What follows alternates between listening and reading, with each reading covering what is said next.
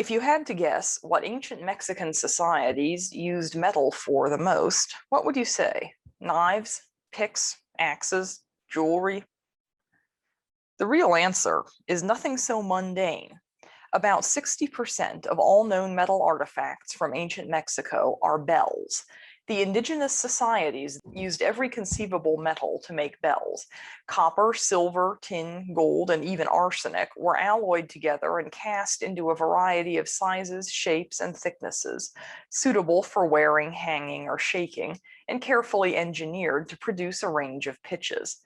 Depending on their dimensions and what metals they were made out of, Mexican bells could sound like the rattling of a snake, like rain and thunder, even like the jaguar's roar. Metals were so closely associated with bell making that in several early Mesoamerican languages, the same word means both metal and bell. Throughout history, civilizations around the world have valued metals for different reasons, for gleaming like the sun, for making handy tools, or for smiting unhandy enemies. The civilizations of ancient Mexico were unique around the world in prizing metals chiefly for their sound, rather than for their shiny looks or their ability to hold a good edge. There was a good reason for that. Natural materials like wood or rocks or shells or bones will bonk, thump, or maybe even rattle, but nothing in nature can ring except a metal. For the early Mexicans, that made metals sacred, not because they made weapons. In fact, even the late Aztecs, with their advanced casting technology, continued to prefer stone clubs and spears for wreaking general purpose mayhem. No, first and foremost, metals in ancient Mexico were a source of sound. The ringing tones of bells, along with the brilliant luster of the metals they were made from, conjured up the Nahua paradise, described in surviving texts and traditions as a sacred garden filled with shining gold and tinkling bells. The gods of the Aztecs, the Mixtecs, and other Mexican cultures were often depicted wearing bells to show the heavenly sounds that accompanied them wherever they went. In religious ceremonies, the ringing of bells linked man to the gods, especially to the gods associated with fertility and regeneration. Bells imitating rain showers and thunder rang out to Tlaloc, the rain god, asking for rain to make the crops grow. Bells rang to Xipe Totec, the god simultaneously of new vegetation, of regeneration, and of metalsmithing. And bells rang to Quetzalcoatl, the god of winds and storms, whom later Aztec art would portray as a rattlesnake with metal bells in his tail. As bells took on more and more importance, the process of making them began to stand in as a metaphor for making anything sacred. The Nahuatl poems of the Cantares Mexicanos, written down in the late 1500s AD, but based on much earlier oral traditions, do not refer to writing or composing or singing songs. Instead, songs are smelted, forged, and drilled, just like metals. The roots of this tradition go far back into the prehistoric and pre-metallic era, when indigenous people in Mexico had shaken seed pods and gourds to summon rain and to communicate with the heavens. After about 650 to 750 AD, though, they had a new way to ring out homage to the gods. The knowledge of mining and metallurgy either diffused slowly north through Central America, or it arrived with traders from Ecuador as they plied the western coast of the Americas in balsa wood rafts, or maybe it was both. Either way, once they learned the technology, the ancient Mexicans had one massive advantage, one of the world's best supplies of mineral resources. Thanks to geology, they were sitting on top of some of the biggest copper deposits in Mesoamerica, with plenty of silver and gold to go with it. Now bear with me for about a minute and a half while I explain. The entire American Cordillera, from Alaska to the southern tip of Chile, is what geologists call a volcanic arc. A volcanic arc forms where two tectonic plates are colliding, and the denser, colder plate underneath the ocean is forced down into the Earth's mantle under the lighter, warmer continent. As it sinks, the oceanic plate begins to warm up, and it loses all the water that it's carried down with it. That water steams up into the bottom of the continent, and as it soaks the rocks there, they start to melt, since it takes less heat to melt a wet rock than a dry one. The rock melts into an underground lava or magma, and the magma rises up to form volcanoes, making the mountain chain. So the volcanic arc is really the revenge of the dying tectonic plate, although most geologists prefer the more boring term subduction zone. And not only does subduction cause volcanoes, it causes copper minerals to form. The geologic conditions of the volcanic arc, as it turns out, are absolutely perfect for the formation of something called porphyry copper deposits. Porphyry deposits contain most of the world's copper supply, and they're absolutely huge. The American Cordillera contains tons of them, which is why Chile, Peru, and the Western US are major global copper producers today.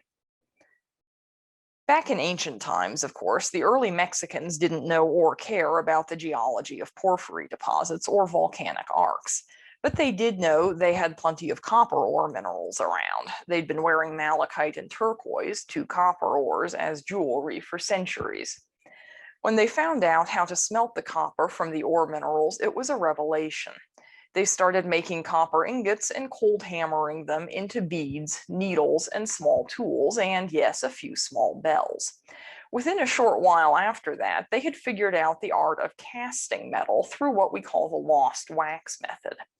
Casting allows objects to be made thicker, more durable, into a much wider variety of shapes and with multiple parts. Pretty soon, bell making was off and running. It may be a coincidence, but this all happened around the time of a major political revolution in Mexico.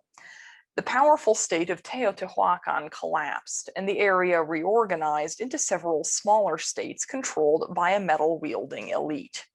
This elite was a bit different from the typical gold-plated noblesse around the ancient world.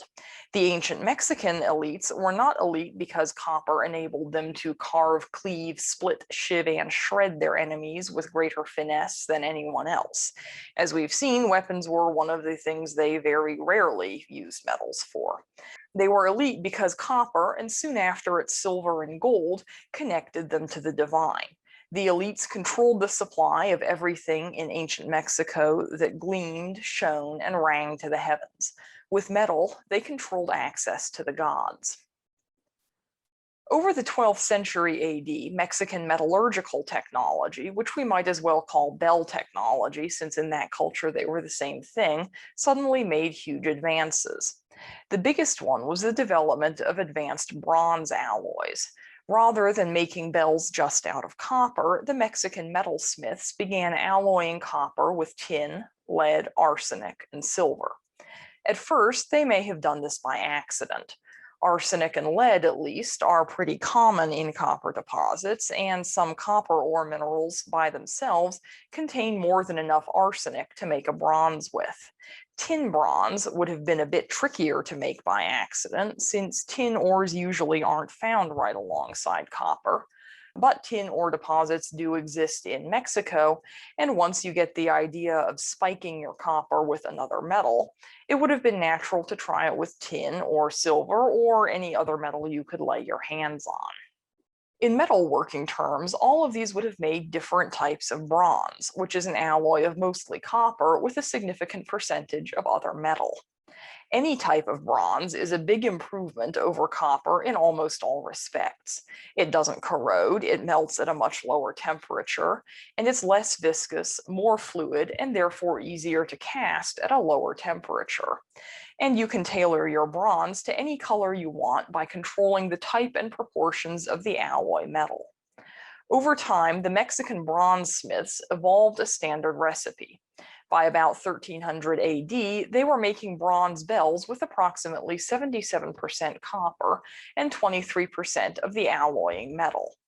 This is almost exactly the composition of what we today refer to as bell metal, the alloy that, as the name suggests, yields the perfect combination of hardness, vibration, and resonance to make the bell ring loudest.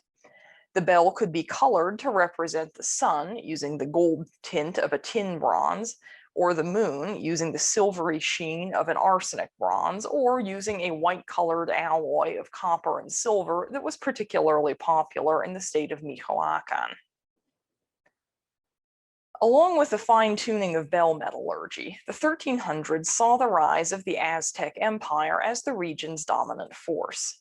Even though they weren't used in warfare, the sound of metals played a big role in the Aztec culture, religion, and power structures. On ceremonial occasions, bells would be rung to call down rain, to invoke the fertility of the soil, to terrify the commoners with imitations of the jaguar's roar or the rumble of thunder.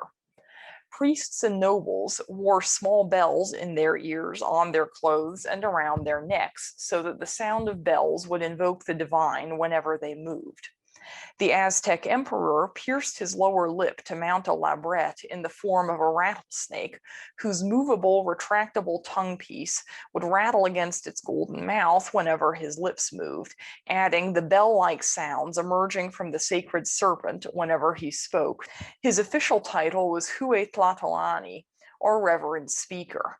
Supplement that divinely enhanced speech with a large army and a penchant for cutting the living hearts out of captured enemies and or flaying them alive in ritual sacrifice, and it's easy to understand how the Aztec emperor wielded his power around Mexico. By this point, the demands of the divine connection and the demands of earthly power required more and more metals. Major long-distance metal trade across Mexico had begun before the rise of the Aztecs, and their empire nurtured it still further. Being almost constantly at war with at least one neighboring state didn't dampen the metal trade. Politics could change, but the elites would still need metals. When the Aztecs conquered a region, they exacted tribute, and when that region happened to contain metal ore deposits, they took that tribute in metal. The actual mining appears to have been left to local authorities, but each year an ordained quantity of metal ingots and bells was due at Tenochtitlan, right on the nose. Presumably, failure led to flaying. Shortly before the Spanish conquest, it appears that the Aztecs' thirst for metal led them to start deliberately aiming their expansionism at the parts of Mexico containing the most ore deposits. From 1428 to 1477 AD, a series of conquests brought the area around Guerrero, rich in copper, gold, and silver, under the Aztec rule. At first, it seems strange that the Aztecs never mass-produced bronze or other metal objects.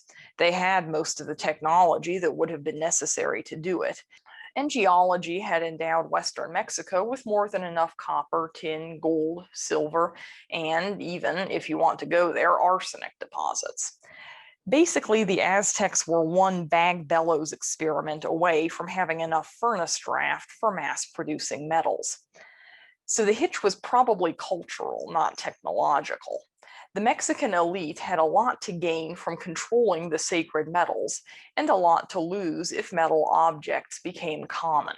Apart from a few experiments with axe-shaped copper or bronze currencies, the ruling class actively discouraged the use of metals for everyday purposes, fearing that the wider spread of metals, and with them the ability to connect with the divine through the sound of bells, would jeopardize their status. As it turned out, it wasn't the peasants that should have worried them. And it wasn't just the Aztec elites who could covet and conquer others' metal supplies.